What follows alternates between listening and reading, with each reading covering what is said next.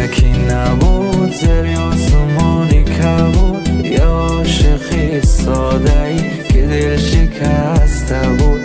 قصه از حالی میکرد، گله از یاری میکرد، با یک صدای با درد از شادیاش میگفت من یک دیلی داشتم فدای یار کردم. به خبر از حالی خود عجب خطایی کردم. من که یه دیلی داشتم فدای یار کردم. به خبر از حالی خود عجب خطایی کردم. دل و دلش که دادم و گفتم دوای دردم و باش با وفای قلبم و نکرد وفای. اول دلم و بردن و بعدم زدن شکستن، احساسی قلب کشتن و وای بر چه جرمی. این دل که خود شکسته بود، آخری که خیلی ساده بود، حالی دلی خسته ای ما هیچکی نفهمید.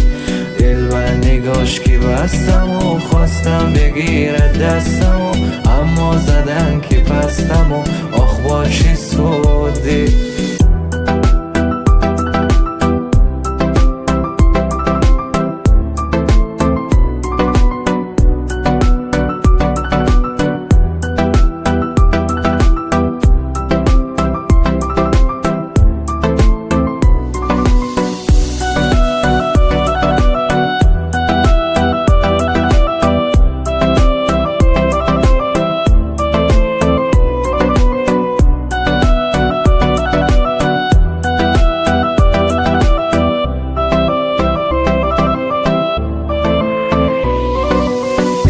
دلش که دادم و گفتم دوای دردم و باش با وفای قلبم و نکرد وفای.